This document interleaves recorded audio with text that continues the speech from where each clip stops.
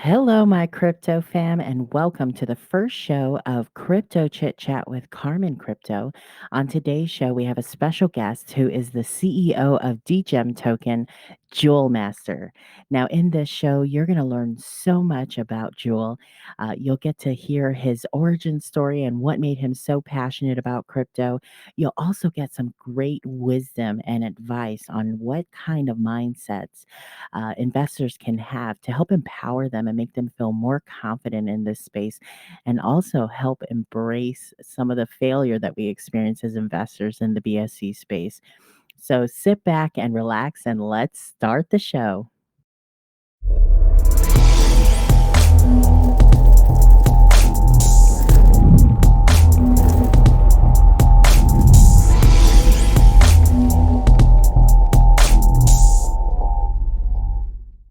Welcome to the show, Jewel Master, CEO of Degem. How are you today? I'm doing really good. I'm excited to be here with you, Carmen. Thank you so much for that. First, I'm going to take a moment that you may not like because you're a very humble person. But what's important to me was that you are the first guest on our show, and it's part of our way of saying thank you so much for holding the Dior team's hand through their version 3 pre-launch and launch that's happening today, January 15th. This is going to be a historical moment. This is the first show of the Carmen Crypto Chit Chat, and we bring people on like you to share your wonderful wisdom. But first, I have to show some gratitude and thank you and the DGEM team for all that you have done this week to hold our hand and get us across the finish line to V3.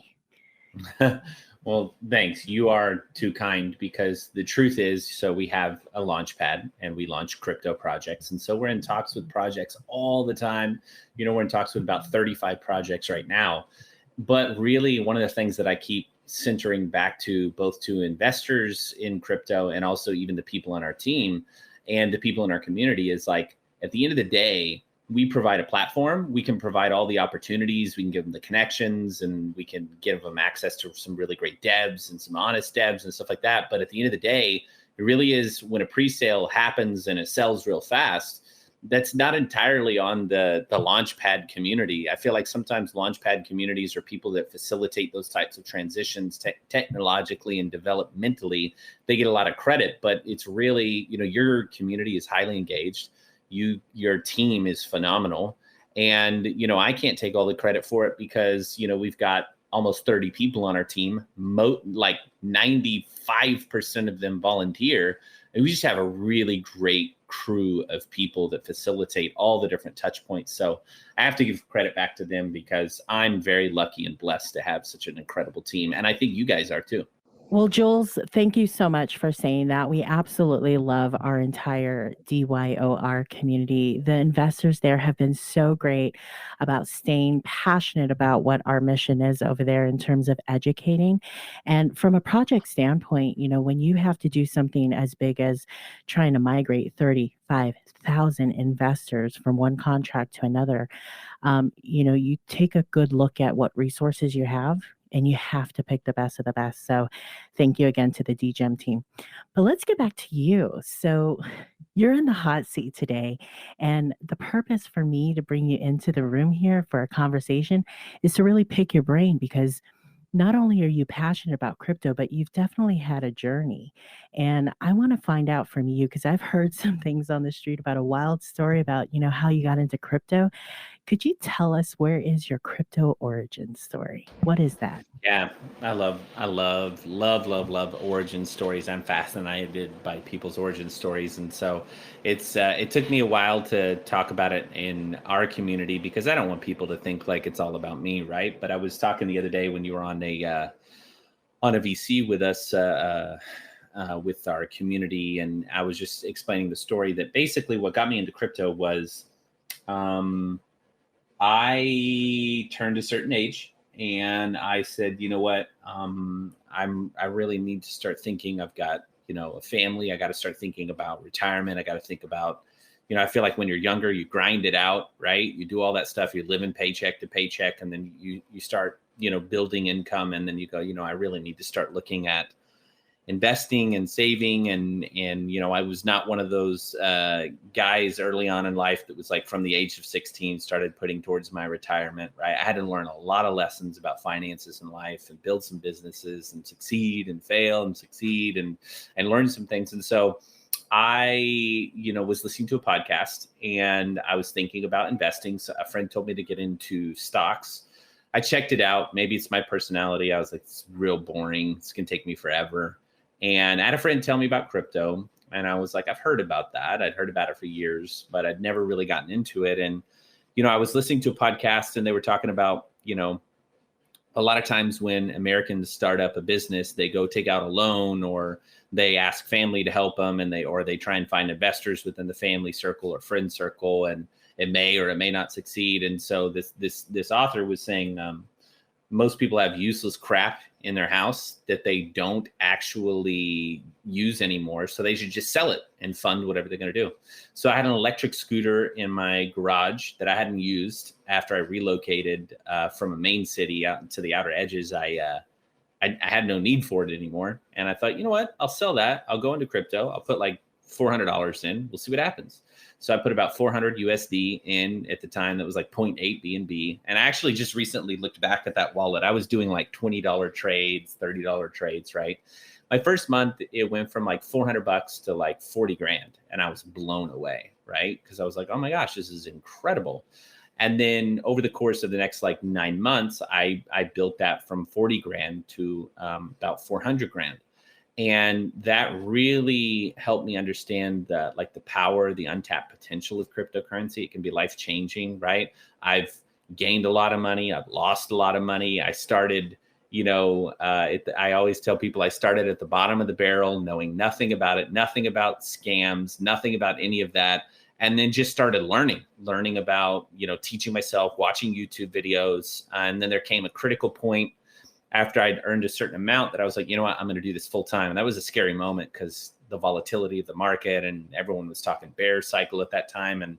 But I just made the leap of faith and I never looked back. And I think cryptocurrency is something that people are either afraid of or excited about. There's not really a lot of, or they're just, maybe they're in the middle, but most people are on one side or the other. And I jumped in like head and feet, toes and earlobes and just everything, right? I was like, let's go all in. And, I was amazed at what it did for my family and our life. And then that's when I just started going full time in it. The results that you got, especially off like such a small investment, and let's really take that into perspective. Like sometimes people with $400, they say, okay, that's not a lot when you compare it to what the outcome was of, almost $500,000 in a year. But the $400 may have been a lot to you at that time. And the result that you got was, I think, what a lot of people walk into the space with the goal of getting, right, and accomplishing is like, I want some financial freedom. I want time freedom. I want to give back to my family or the people that matter most to me. But I find so many people in your shoes who have been wildly successful in this space. But the question comes down to is how do you navigate through so much information? How do you understand, what is a reliable resource to get guidance and advice? And how do you operate in this space in a way that you're not taking too much risk out of being a novice, right? So having people like you in the seat with a wildly successful story, it's about getting down to the nitty-gritty. And I think it's outside of like, hey, let's create a call signal group, right? Let's just copy your trades and then all will be well. If everybody was doing that, we'd all be marching to the same drum and we'd all No one wants to follow my trading pattern. No one wants to follow my trading pattern. I don't tell my friends when I'm investing. Because I would not be a good person to follow trades. And I would answer your question with one word: failure. Yeah. So many people are afraid of failing. It's why they don't get into crypto. It's why they don't start businesses. It's why they're slugging it out, doing their 9 to 5, and they're unhappy. They want more, but they're afraid. And the thing is, I don't have I don't like failure. I heard a quote one time that greatly impacted my life early on before I became entrepreneurial. And it said, the quote went something like, basically, if you go out there and you start a business, your business will only be as successful as your pain tolerance level. The higher your tolerance for pain, the more successful you can become. And I talk about it all the time in our community. I look at Elon Musk, Bill Gates, Steve Jobs, influencers, right? Like there's this whole, in our generation, this whole thing that like rich is just luck,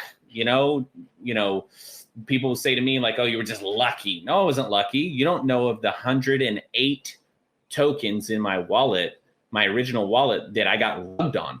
I invested in a token called Moo Cow, and I invested in a token called Chupapi Muneno, right? Like, I was not making smart trades. I just figured out after each failure, I would assess, I would say, what did I learn? I would carry that into the next one. What a lot of traders don't talk about, they like to gloat about, oh, I made 400K. I've also lost probably $500,000 as well. So it's not just like I'm investing, and it just every day I wake up, my wallet gets bigger. I've seen my wallet, I put money into a token one time, $1,700. I watched it go up to 80 grand. I went to go use the bathroom, came back. It wasn't even a rug. It was just, it dumped massively. And that 80 grand went down to 40 grand, and then 30 grand, and then 20. And then I got out with 10. And here I am going, man, I'm so grateful. I just turned $1,700 into 10 grand. Whereas a lot of people, they get hung up and they go, oh my gosh, I lost out on this. So I take it all into consideration. I'm up. I enjoy where I'm at. I'm enjoying what I'm doing. But dude, you got to fail, because there is no owner's manual. Crypto is so early. It's so new. There's so much misinformation. There's so many scams. I think you just have to work with a ratio of loss. I would never trade my entire wallet on one trade. I would take money. Let's say I put $400 into a token. Well, actually, in the beginning, I was just putting in $10. I'd turn that 10 into 30. And then I'd take that $30 and I would put it into 3 other tokens. Then I get rugged on 2, but the other one that I put $10 in went up to 60. So now I'm up, right? And then I take that 60 and I spread it across 3 at $20. And I just kept working that same model over and over and over and over and over again. I'm so glad you brought up the concept of also, with success, there has to be quite a significant amount of failures, and those failures are there to teach you a lesson, right? And if you respond well enough and you go and take a 2020 hindsight look, it will help you in the future make smarter decisions. But that reminds me of a quote, and I probably can't say it the way it should be, but it goes something along the lines of, success is just kind of like a pregnancy. When it happens and you announce it and everybody's there to celebrate it, nobody really understands how many times you got screwed to get there, right? Totally. Or how long the Yeah. pregnancy was, and Right. or the 2 a.m.s your wife, or if you're, if you're a woman and your husband, you're groaning and screaming and you hear, demonic voices coming out of your wife about go to the store and get me ice cream, and you're like, what the heck? Right. Or even like in Yeah. parenting, people will be like, when you get pregnant, everyone's like, oh my gosh, it's so great. Oh, being a parent is great. It's so awesome. I hated the first 2 years, man. Like, and then That's once you're honesty. sleepless and you're like, oh my gosh, this sucks, then all the parents come out of the woodwork, the same ones that told you it was amazing. And they're like, oh yeah, it's hell for your first 2 years, bro. And you're like, no one told me that before, Yeah, then they really start giving you the tips and tricks, and then the life hacks of being a parent. Yeah. Yeah, 100%. It's just for the new person that's dipping their toe into crypto, you sometimes get really smacked in the face with like, how dare you? The audacity that you put your money into a project and they just walked away with it. I mean, when I take on January 10th, which is just 4 days ago, I celebrated my 1-year anniversary here in the crypto space. I know exactly when I signed up for my first Coinbase account. So we all started somewhere, right? And we come there with a bravery, and I think that sometimes we kind of step into a room. If you can find your way down all the way through the rabbit hole and you end up in Telegram or you end up in Discord, you're reaching out, right? You're passionate, you're hooked, you want to know more information. But I think we kind of walk into the room, regardless of what kind of real life experience we are, we know that we're in a whole different atmosphere. And maybe we don't bring with us some of the standards or expectations that we hold real life companies to, right? And I say real life really loosely because crypto is real life, but some people don't feel that way. They kind of operate in the space a little differently. And it's up to really great projects and great leaders and great influencers to help equip them with some knowledge, right? And some things to be aware of. Because who in their right mind would think that you would go into like a mall and pay for something and you're sitting there waiting for it to come and then they disappear. Like that stuff happens here. Yeah. I can do you one better. I've invested in my early days. I invested in things like Cosmic Inu because I thought Inu's from Shiba Inu was popular. I invested in something called Diamond Balls because there was going to be rewards, and I was like, well, I guess I want rewards. And you try out what you can. I mean, I did like what you did, and I was playing with $30 and $50, and like I wasn't trying to use everything I had to go in. I knew that I had to learn, and so I was the risk because I didn't know enough and I had to learn by trying. So you try to set up a wallet, you try to do a small transfer here and there to make sure you're not an operator error situation, right? Um, Yeah. but when I think about getting into crypto the first time, I ended up here in the BSC space next to you, man. How did you select and find yourself in the Binance Smart Chain space here? Well, I didn't like ETH because the gas fees were too high, and when you're starting out, you only have $400, and the transaction costs $300. Facts. That's yeah, and all these other popular chains that are becoming more popular, AVAX, ADA, all that. I'd never even heard of those until I'd been months into trading. I guess I just Googled YouTube, how do I buy crypto? And the first thing that came up is how do you buy BNB from Binance? So I was like, okay, that's what you do. And then I had a friend that knew a little bit more about crypto, kind of walked me through that process and showed me, oh, you need to use Telegram. And I was like, oh, okay, I don't like Telegram, but whatever. And then you need to go to this place, it's a call group. And I was like, what's a call group? And then they're like, oh, they're putting out calls. And then I was like, okay, well, man, they're putting out calls all the time. Are people making money on this? He's like, no, most of them are scams. I was like, well, okay. And then, so I started from the perspective that most cryptocurrency is a scam. And so I just started going into these tokens and these projects. And, I invested in the beginning completely off of hype. And then what I realized a part way through that journey was, I don't know if I give the filtered version or the because then it's like sound, or if I just give the raw, I'll give the raw version. So most people, when they go into crypto, they go into it, and if you're not willing to be sleepless your first month getting into crypto, I don't think you should get into it, to be honest. Because it's so volatile and you have to keep track of everything so much that if you don't, you lose your shorts. I have a Jekyll and Hyde type trading personality. Okay. In the beginning, it was just, I was trading anything, right? And then later on, what I realized was, and this is probably why I tell my friends, don't follow my trades. So I trade two different ways. One is like, it doesn't matter to me if it's a utility or a meme or whatever. I'll trade those, but I'll trade those with like a long-term approach in it. Like, okay, I'm going to invest in this. No matter what happens, I'm just going to keep that investment in there, even if it turns to dust.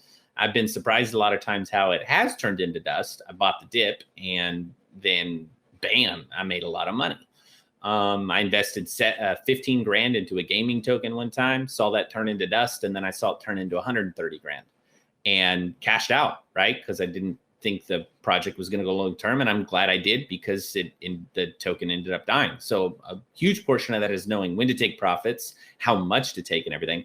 But then the other one is I am a degen, right? I am a degen through and through, and so and everyone has their own comfort level on this. I'm just going to be brutally honest. A lot of times when I'm trading degenny, I don't even trade based off the team. I have no faith in the team to deliver anything. I'm not trading based off of the sales pitch or the tokenomics. I trade off of the psychology of the chat room.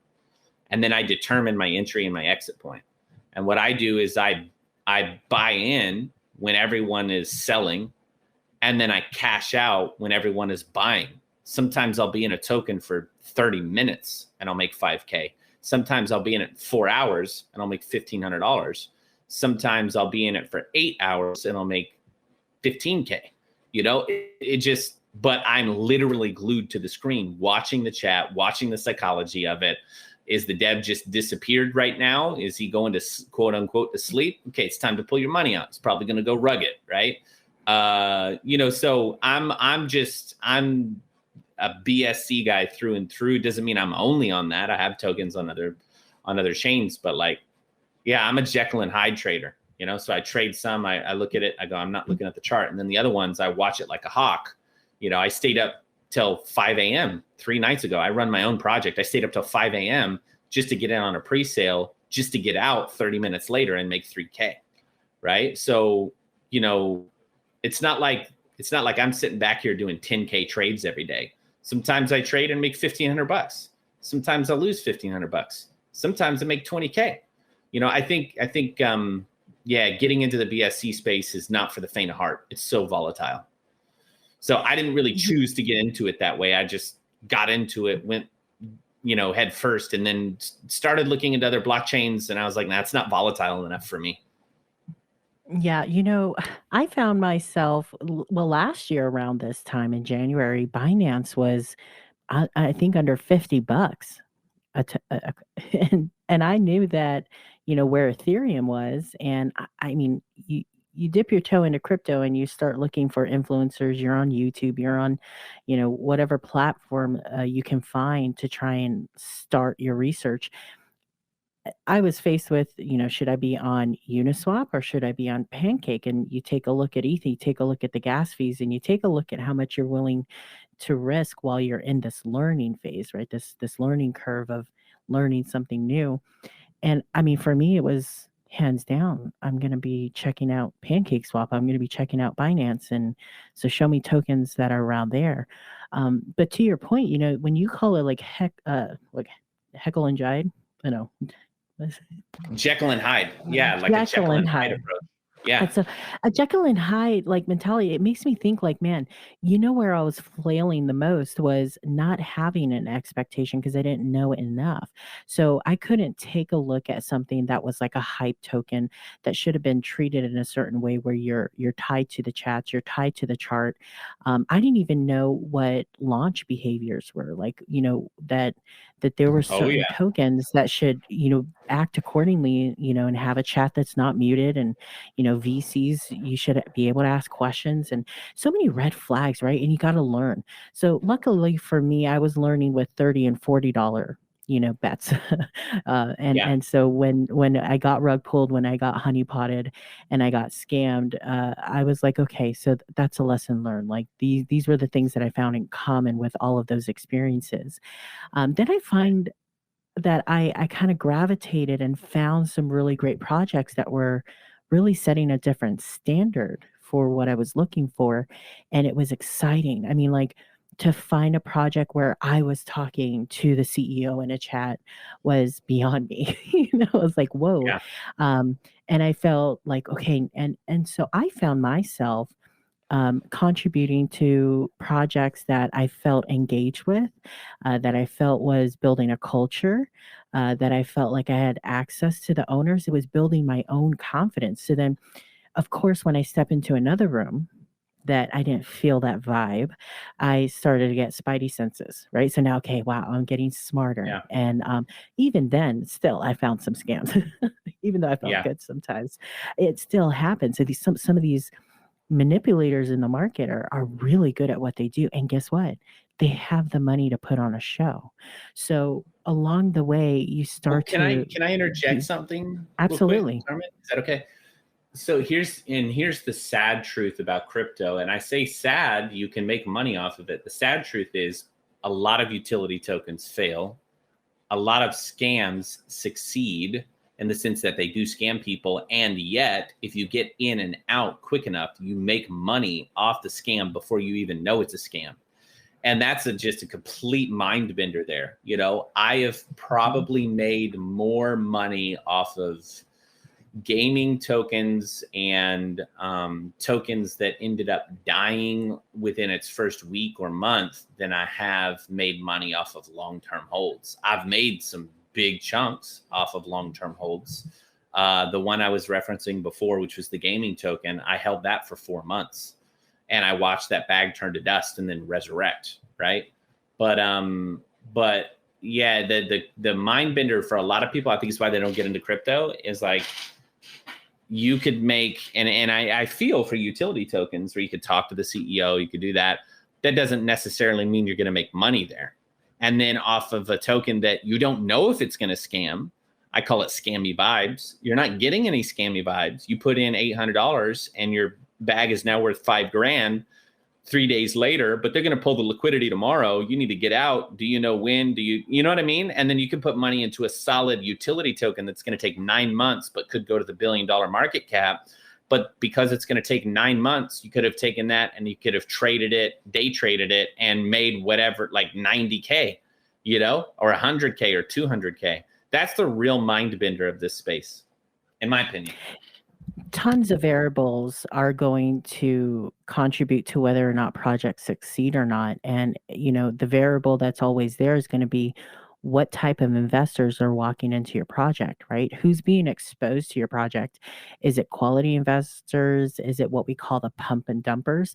I've watched really great projects that, you know, have great utilities. They have a great roadmap, but the team is so dedicated to what they want to see come to fruition for their utility, but because investors can get so demanding on, you know, when Lambo, when 100, you know, when $1, when Surtech, when all of this, and if they can't deliver it or they feel that pressure so much that, you know, they can't do it fast enough and they can't make these people happy, then they just leave. They just go, okay, we give up. And so it does take not just strong leaders that want to, you know, deliver a business plan and a utility and a project.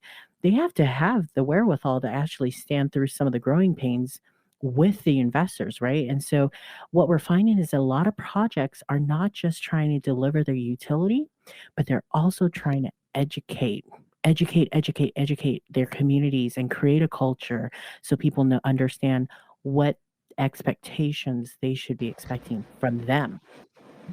Yeah. I think there's a difference between an investor and a holder, and I think people getting in crypto need to understand that. That's For a good point. example, What would you say?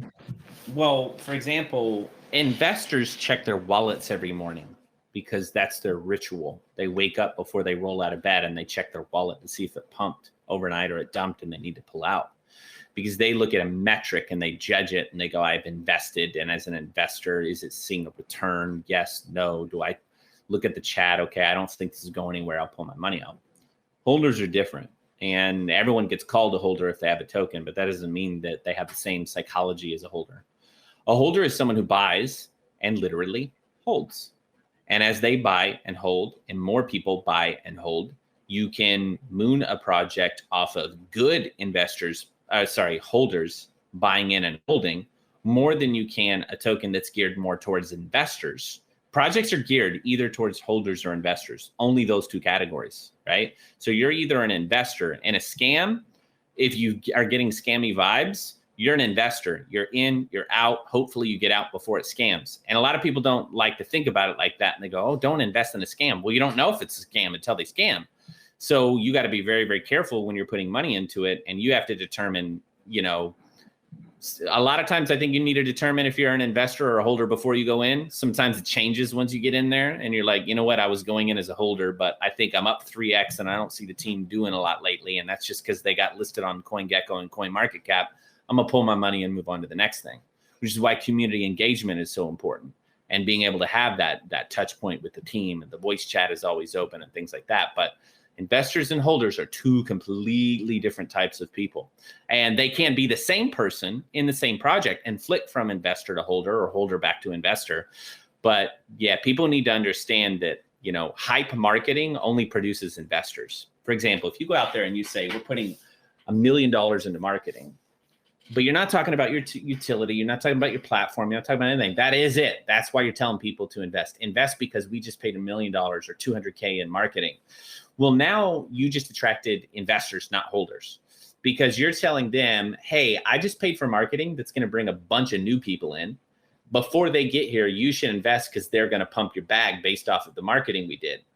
That's the only why to invest. I'm only investing because I know more investors are coming based off of how much you just hyped me up about big buys incoming. Holders are different.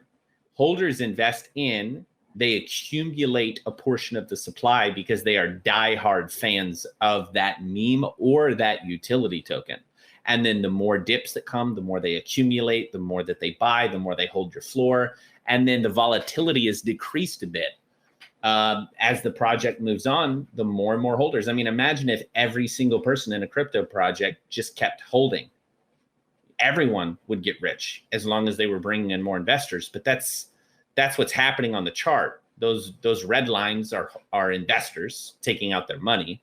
And those green lines are people investing in. And if the market cap isn't continually increasing, you have more investors investing in, taking out their money, even taking a loss, because that's what investors do sometimes, than you do holders. So yeah, that's my thoughts on investors and holders.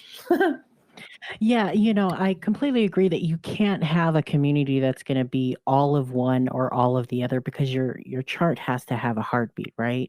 So you got to want to have people that come in, but you got to also set expectations. That's part of the educational process. So when you're a project, you want to forewarn people, like, yes, there will be a CMC pump. That's why everybody's asking, when CMC. Let's set some good expectations for what happens 2 days after, right? Be prepared. Like, if you don't have that conversation with people along these milestones, which are really great in terms of building the project and additional credibility, it's important that every single project kind of work through these steps. But some things work and some things don't. And sometimes you don't know that they're not working until they stop, right? And that's hindsight territory right there.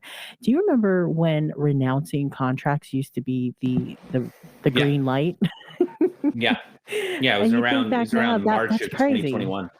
Yeah, it was March of Exactly. 2021. Safe Moon, all these people came out, and everyone around the time of Safe Moon, everyone was about scamming had gotten to a certain place where basically the way a scam works is the deployer of the contract has access to go in and do anything. They could remove the liquidity or whatever. So when people were deploying contracts and renouncing the ownership, they were basically saying, I'm lighting my password on fire. I'm bleeding my USB drive that has my password on it or whatever.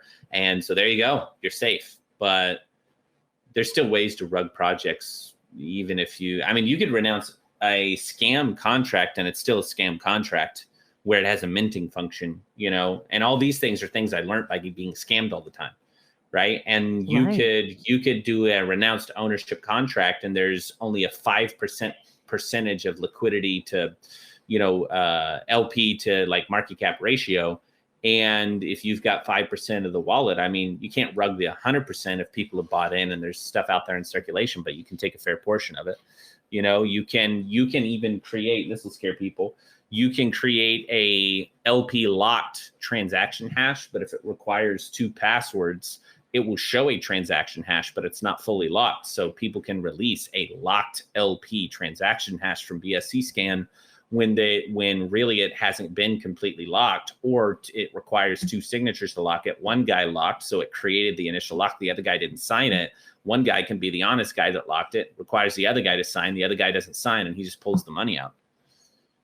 Yeah, I'm glad you brought that up because that was another thing in the space that I was there to witness is, this before multi-sig contracts and after, right? And every day that we come to this space, we go, okay, how can we do better? And I think every step of the way, when you say that there's expectations, like, we want to see an LP lock, we want to see a tech rate, a tech audit, we want these like medals of you are legit.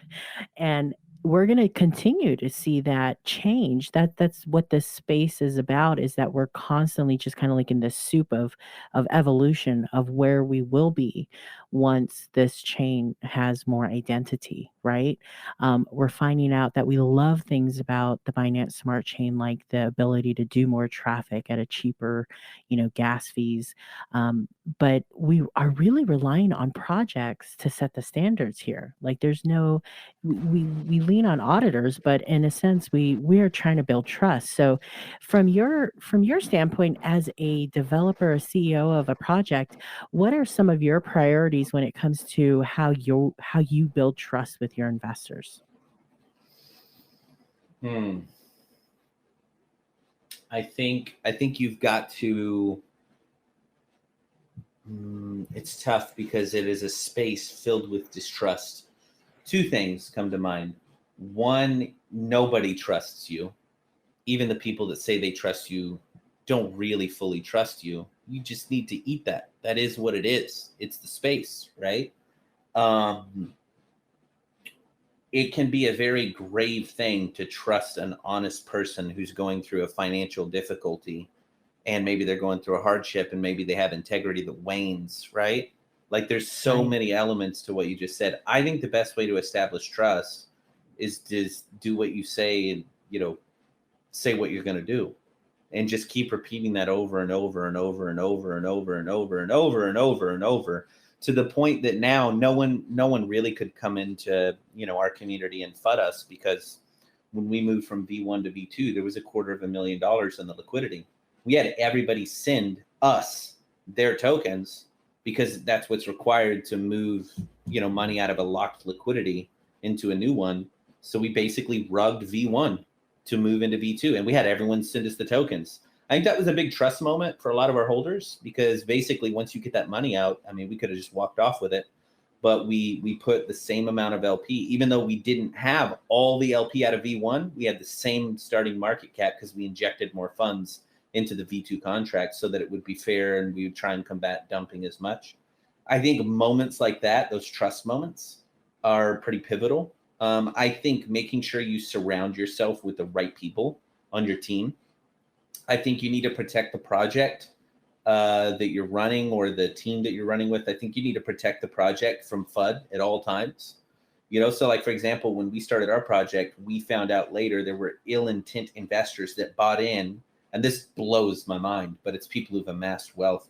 They bought into our token just to sell and create red lines on the chart to make it look like the team was rugging the project. It looked like a slow rug on our V1 contract, and it wasn't the team. So we established a little chat room with about 12 select people, that, because we didn't know who to trust at the time, but some people who had bought in and had the most to lose.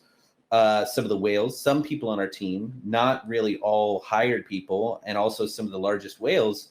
And we just created a chat room. We called it Holder Watch. And we said, look, every transaction hash that happens here, we need to have a discussion about it if we see it's ill intent. And we discovered over 70 wallets that had to be blacklisted that were buying in, and there's a taxation to buy in. So now they're down 7% on our contract.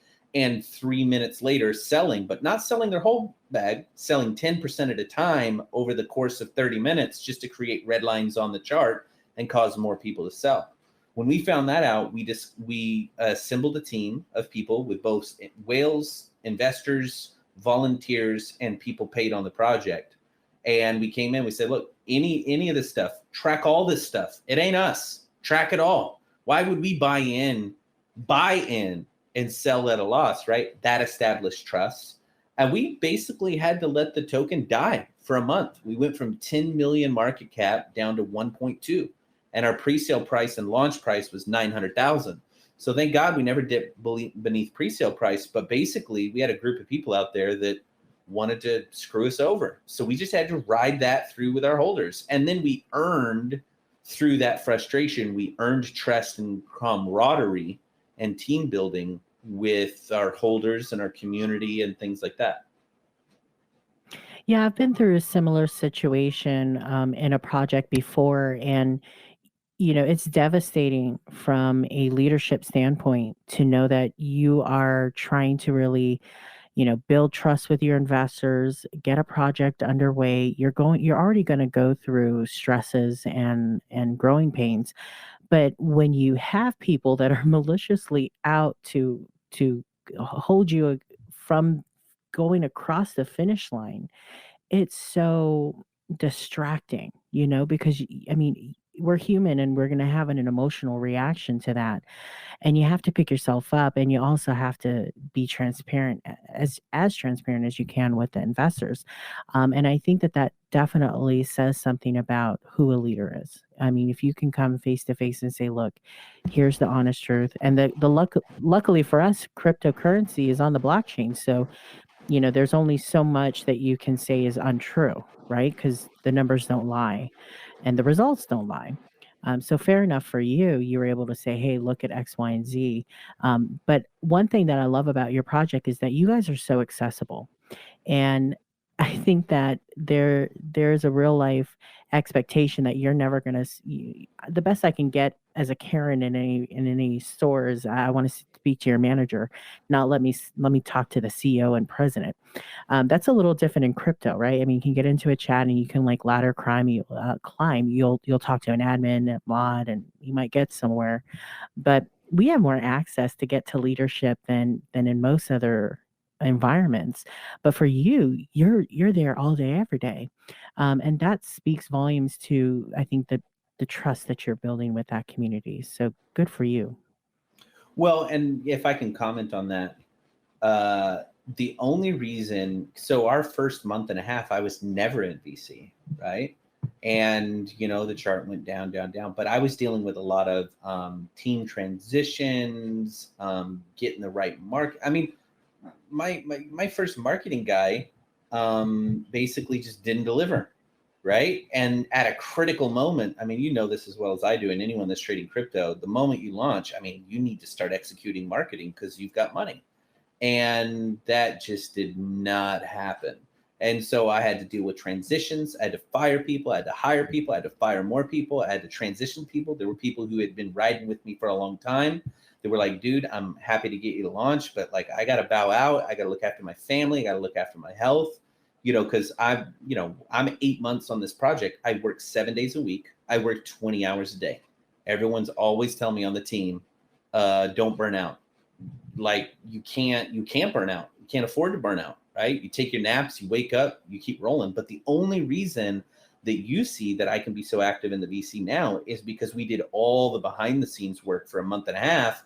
While we realized no matter how much money we spent on marketing, these people that were buying in and selling the loss, they were going to do what they were going to do. So I told the team strategically, I said, as much as it sucks, we're just going to have to make this feel like a dead token. And by make it feel that, I mean, like, we're just going to have to play dead so that people just sell faster. Because if they feel like, oh my gosh, they're going to do great marketing, okay, I'll hold and I'll rug them for a little bit more, right? Or I'll sell off at a loss for, or maybe I'll sell off at a gain, but then I'll always create selling pressure on their chart. We just had to make it feel like it died.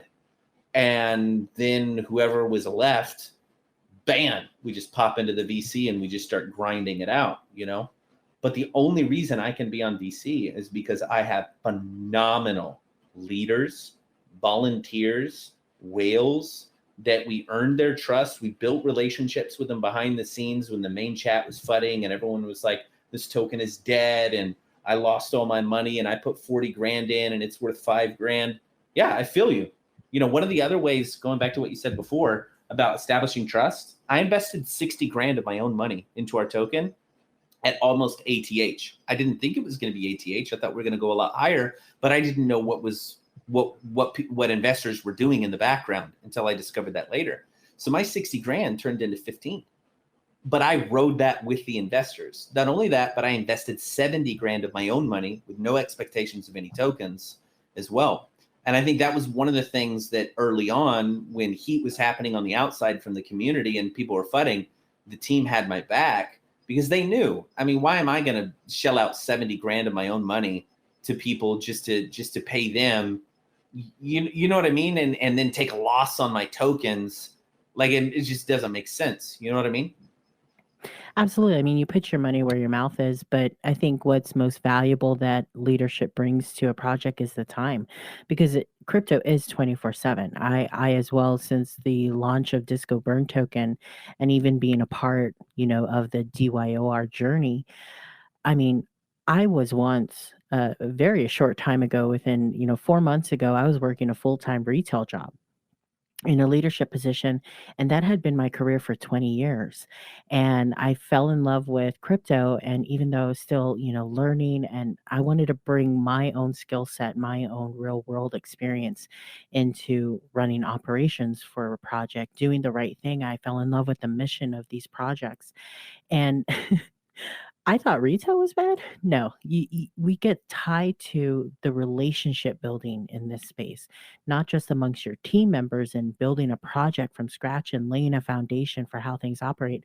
But what's important to us is that we constantly communicate with our communities. So at Disco Burn Token, you have 2 daily huddles. At Dior, you have 4, sessions out of the week that you're having Yep. coffee with Jason and Melanie. At Degem, Yep. I'm hopping in all throughout the day because, your VCs are offset with mine. So, I'll be Yeah. sitting down doing applications for the burn party, and I'll be listening in on your VCs, but I'm downloading information, and I'm also really tied to the project where I can manage my emotions because we've built that trust. So I Yeah. know that I'm not having to check my wallet for these projects. Instead of checking Right. my wallet, I can get my thumb on the pulse of things by checking the VC, checking the Right. pin messages, checking your website. And it's behaviors like that that we want to help investors, kind of like adopt. That way they can stop wrecking themselves. I mean, just think about if you came in and you had no experience in any kind of trading, like traditional trading, you might the best you might have is like a 401k, right? You don't really check it. It's Right. related to work, right? It's going to be there. It's what my parents did, and it's how they said you retire in life. Well, once you walk into here, some of your typical human behaviors, such as when I'm losing money, like if I lost $100 out of my pocket and I had $200, immediately I would feel like, oh my gosh, this leave the $100 that I have left just became more valuable because I just lost $100. Um, well, here in crypto, you learn something a little different the longer you stay here. It's like, okay, your investment is down $100. You had put $200 in, might be time to double up because you should stay in, right? Take a look at the project. If it's still doing what it promised and is still on track, and that's why you invested the first time, this is a moment for you to consider whether or not you're going to buy the dip. And I mean, like, when you understand what that terminology means, is so counterintuitive to how you would feel, right? Because there's an emotion to seeing less money. That's a fact. Yeah. And if you don't know how that is going to trigger you and how to respond in a way that fits your investment style and your Yeah. expectations of what you want to get out of it, then you're going to find yourself on an emotional roller coaster that's going to lead you to no money. Yeah. Again, this is the whole Jekyll and Hyde thing, right? I love every loss I've ever made. I love it. And this is, again, not financial advice. I love getting rugged. I love it. Sometimes I invest in a token just to get rugged. I'm being That's the dead first serious. time I've ever heard that. I love getting rugged. And there's some investments I didn't really like. I was pretty annoyed at. But most of the time, I love getting rugged. And I'll tell you why getting rugged or losing money is really, really important. You've got to learn how to love your losses. I'll tell you why. I had a friend that came to me recently. They invested in a token that they got it in on the pre-sale. I think its starting launch was like $2 million. It went to $70 million, right? I think their investment went from basically $500. What did they say? It went up to like 130K, or I don't know. It was I know it was in the 6 digits, right?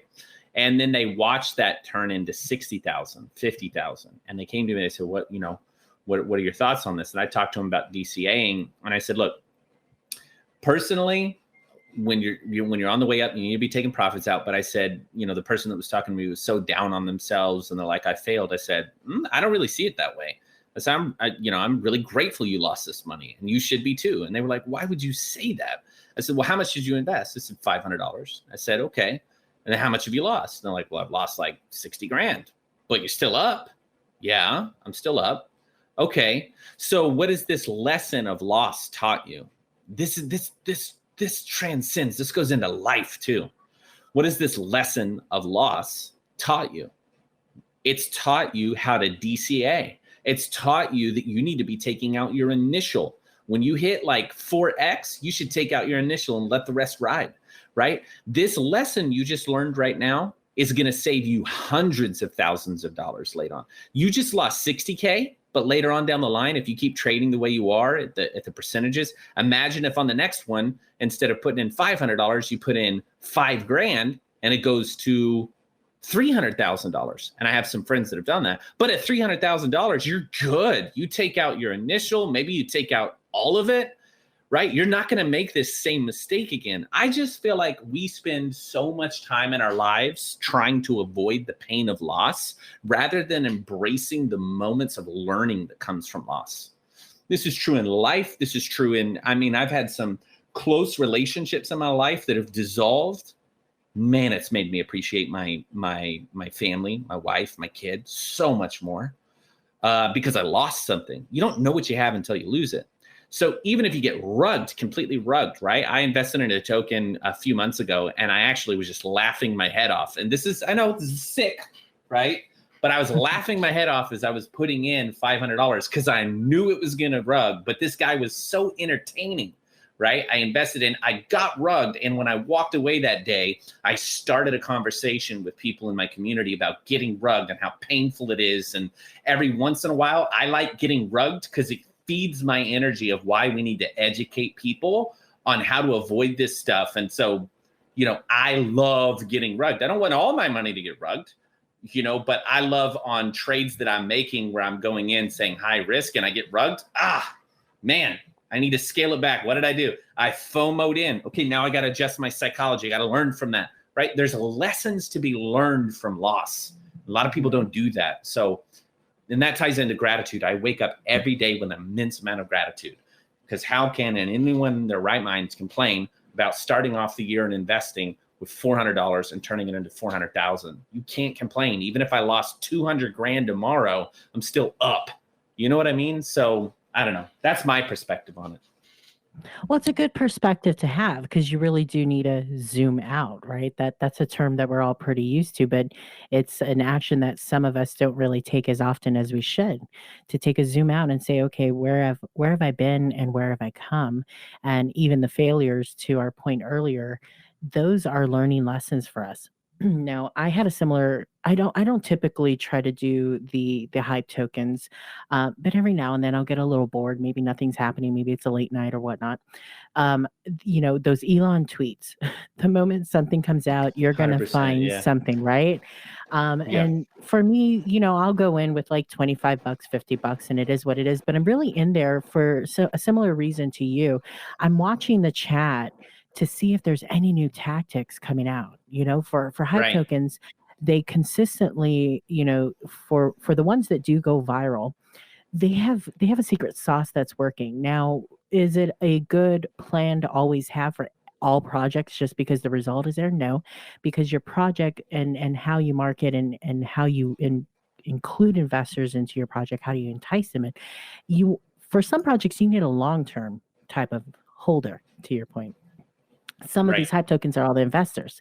So I put in $25 It's at a $5,000 market cap. By the next morning, it's at 120. Great, I've made some gains. I'm taking it out. I know that these guys aren't doing anything. 3 hours ago, they just got their website up, and this makes no sense going forward, right? But I rode the wave, but what was cooler about it was I was watching the chat, and I found a couple of Twitter influencers, and after talking and chatting with them, of course they were paid, but they had like this engagement in the community, and I was like, okay, I don't really see that too often. So for me, I walked away not only getting a network contact in case I ever need services like that, or exposure, but I also exposed a couple of people to my project. Right. I mean, even if they're here offering services, they want to know what project I'm running, and what services I might be interested in. And so I'm having a conversation, and I'm also taking a look at behaviors that are happening in the space. And I learned from that experience. Now, luckily for me, I didn't get rugged, but yeah, the project died. Like the developers were like nowhere to be found, and it is what it is. But I get into things like that with a purpose of like, hey, I don't I don't want to be in this room and trying to get all of the benefits I want out of it by networking and talking to people and soft shilling or anything like that. I want Right. to throw some beans in it, Like I want to have some Yeah. integrity here and say, I'm here too. I'm an investor. Where did everybody go? Yeah. Um, Yeah. so Yeah. sometimes you I gotta love it learn, how right? when the project moons, the people that cashed out and bought in later go, I've been here since the beginning. You're like, get out of here, you hooligan. You came and you left and you came back. The FOMO is real. FOMO is something Yeah. that I think we all learn. Um, you buy you buy on the high candles and you sell because you're sad that it went down. Like that's the opposite of what you need to be doing. Hold strong through the down times, and zoom out. Remember where you came from. You know, you're Yeah. you're you're getting somewhere every single day if you're really hanging out in this space. To your point earlier, if you're sleeping in the first month, you don't like it enough. Yep. I heard someone the other day say, if you need an inspirational quote from me to get started in this, don't do it. Right. Or it was an influencer, somebody, it was Elon Musk. He had a bunch of people touring his factory, I guess business entrepreneurs. He's like, if you need a quote from me, or you need an inspirational kind of like pep in your step, don't do it.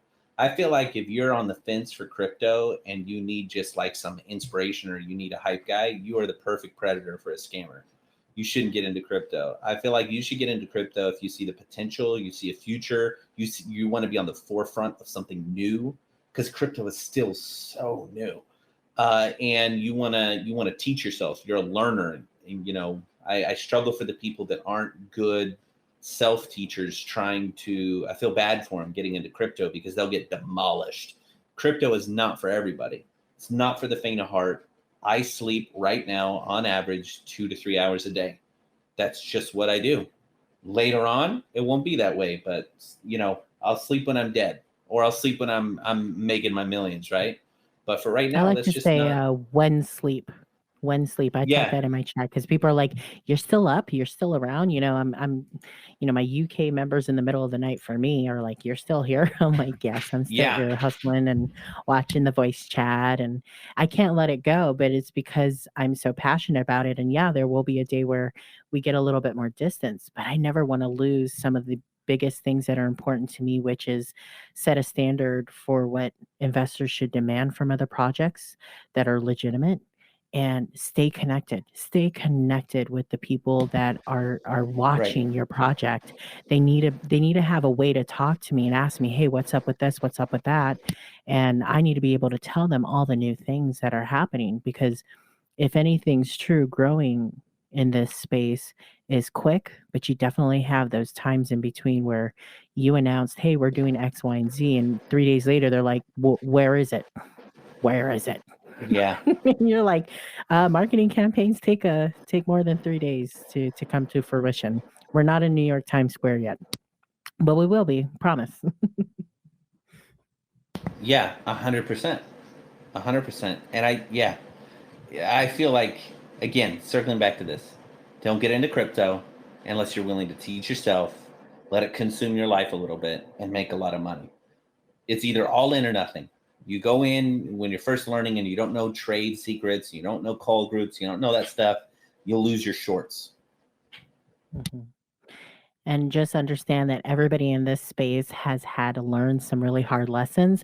So, although the first sentence may be, "Hey, bro, I put in this much and I got X, Y, and Z much," and you're like, "Whoa," also know that there was a lot of loss, involved in that. That's just the nature. If they say that it never happened, what a lucky person. But far and few Yeah. between. Do not think that that's everybody's story, and definitely get acquainted with the projects that you're interested in. And I would say beyond utilities and what a project prediction comes out to be, take a look at the culture in the group. Yeah. Make sure that it's your vibe, because what's Right. going to be cool about that is that if you find a community with your vibe, they're speaking your language, they're speaking your energy, and you're manifesting everything together. And you want to surround yourself with that, because when things come down to a lull, we're sitting here being like, man, BNB is in the 400s. Well, guess what? 365 days ago was like $50. Guess what? We're still good. Zoom out. Be Yeah. okay. You'll be fine. Yeah. Yeah. Yeah. You can't be super critical on yourself if you get into crypto. I mean, I know guys that missed the boat on Doge simply because they had just come off the back of I know Shiba Inu. They had just come off the back of a bad trade. They only had Mhm. like a couple $1,000s in their wallet. This new token called Shiba Inu went out, and they wanted to invest $1,000, right? And they went to go invest $1,000, and they saw the transaction fee was $300, so they didn't get into it. That same money would be worth like 50, 60 million today. And every day they like beat themselves up about it, right? And then I know people, that come off the back of a bad trade, or that maybe they didn't take out profits soon enough or whatever, and then they missed the next boat, or they came off of a high where they just made, this is the other one, they come off a high where they make a bunch of money, and they just start Mhm. trading all this stuff, and they lose it all, whatever they started trading, because they just, it's the gambler in them. They think, I'm hot right now, everything I'm investing in.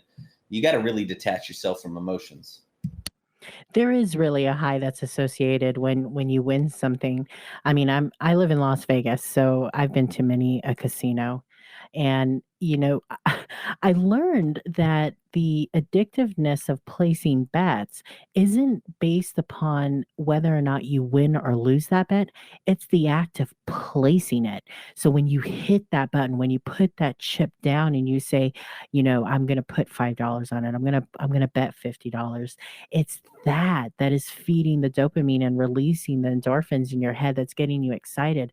And it doesn't matter if it comes out as a good outcome or a bad outcome. You're going to be addicted to the feeling of the anticipation that there's a chance. And, to your point, I love it when people bring up Shiba Inu, because if you really want to understand the potential, like to your friend's points, you're kicking yourself in the butt. But like, ask yourself, could you have in August, if you had invested $1,000, by the end of that month, so by the end of August, you would have had about $500. So you would have been down. Now for Right. September, October, November, and December, your $1,000 investment would be sitting at under $2. Right. And I mean, like, imagine yourself being face to face with your wallet, $1,000. Now this thing is $2. Luckily, from my perspective, knowing what I know, I would have looked at $2 and said, I'm not even selling that. It's not worth the gas. And just Right. out of that, I probably would have held through and become a millionaire. But then if you go from $2, the very next month, it would have shot up to about $20,000. And even that, like, look back and say, put yourself in the shoes of the person holding that wallet. Would you have sold Right. at 20,000? Would you feel happy that $2 turned into 20,000? Thank goodness it didn't crash. Well, guess what? You hold on for 4 more months, it would have been $3.7 million. Right. So you have to be so confident in why you're invested in something, and have an expectation, and get with people that have more tenure with you, and try to gain as much wisdom as you can. Find resources that are also built with integrity, that are not paid for services where, hey, I'm here talking to you about Shiba Inu because I'm getting paid to do so. And I may not be sharing that information, so you just believe everything I say, that it's a great thing, and you're going to FOMO in.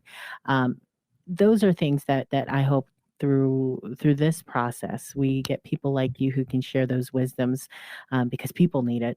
There's a need for it. We want better investors in this space.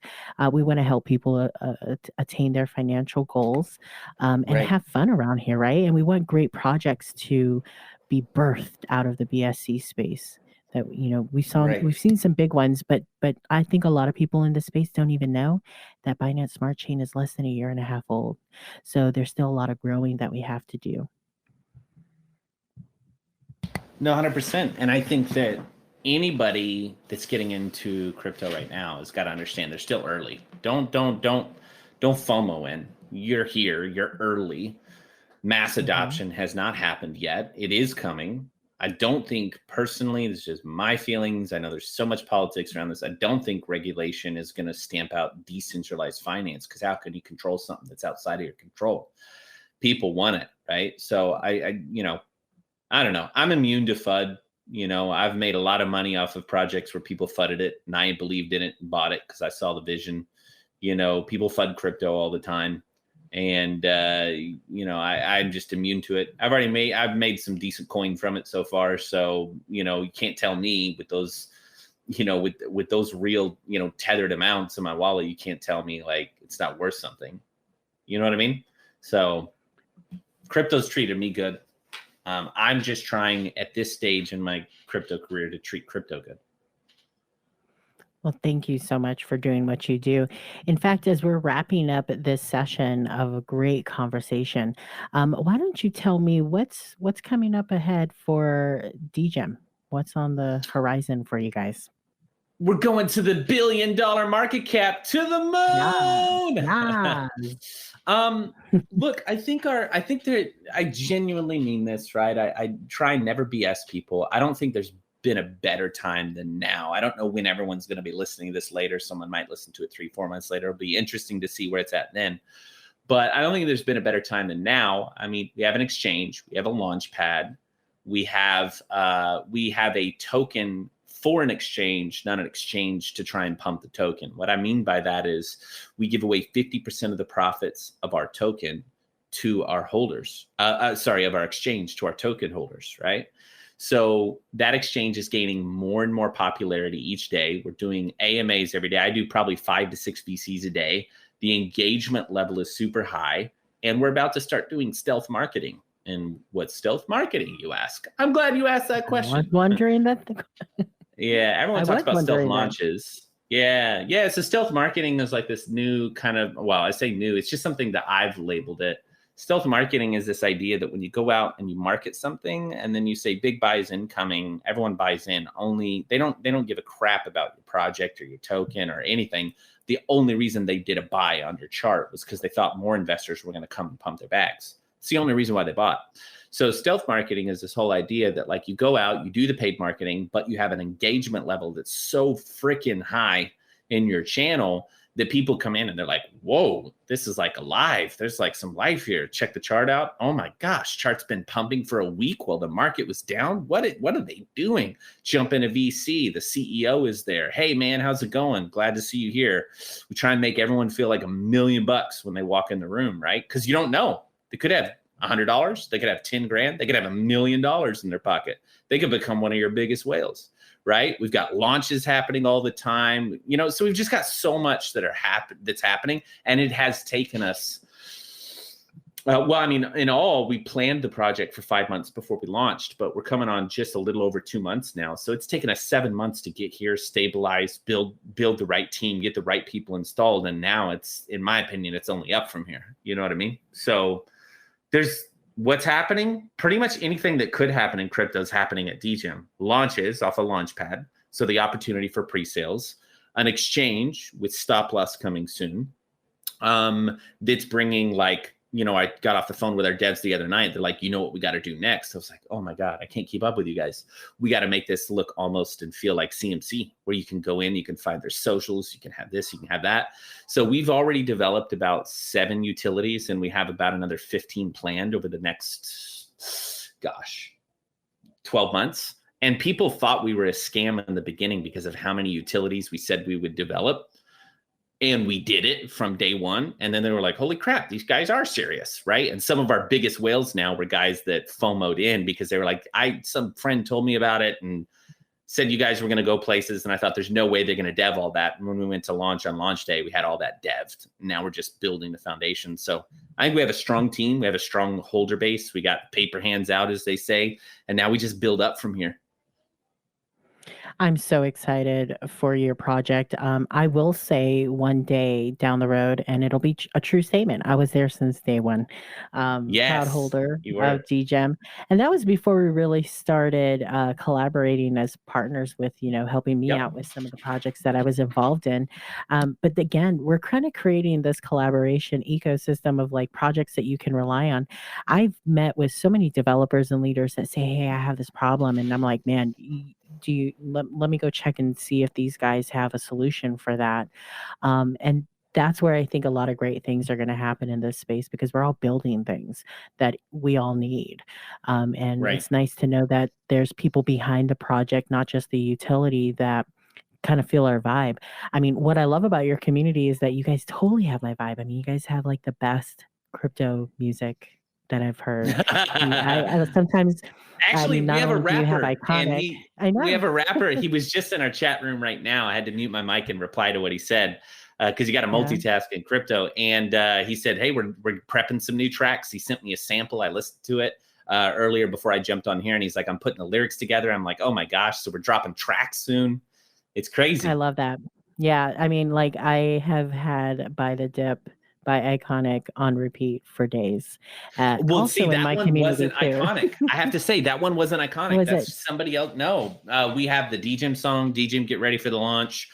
We've got the Both Sides, which is like the side of a crypto investor. Why did the team fail me? And then aside from the team going like, hold your bags, we're working our asses off. But we're getting ready to drop like 3 new tracks. But no, we're trying to find crypto themed music that we play in our VC. But no, I forget the name of the artist, but I think I sent you a link. But yeah, I just love bumping. Up with the Iconic one. No, you're good. You're good. Really, really good. It's awesome. I want it to bump. I want it to talk about, whatever. It feels hypey, whatever. I feel like if you're a utility project and you actually have something to show, you should be even more hyped than the meme tokens. Mm-hmm. Not trying to down the meme tokens. I'm just saying, people will come to me and be like, no, you're a serious utility token. Be more serious. And I'm like, no, dude, I'm going to be hyped. I am going to be hyped because we have what we need. We do. Jewel, thank you so much for hanging out with me today. I definitely want, down the road, we'll be bringing you back to check in on Degem, and I'm sure you'll have something new to teach us because even in our positions, we learn all day, every day, don't we? Yeah, 100%. But lots of great information from you today, and I'll check you out on the other side in another VC on another day. Thanks for having me here today. I really appreciate it.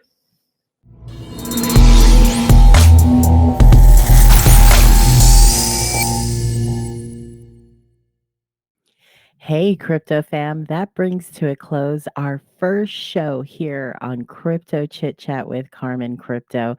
Couple of shout outs. I want to thank Joel Masters, CEO of Degem Token, for being our first guest on the show. And also a big shout out to DYOR Token, the Do Your Own Research token that's doing their part to positively impact the cryptocurrency space through education and a community of support. If you love what you heard today and you want more, please make sure that you like, subscribe, and turn on your notifications to find yourself here with me talking to people that are passionate about the crypto space and are heads of projects that really want to bring utility to cryptocurrency. Thank you so much for listening, and I will see you next time.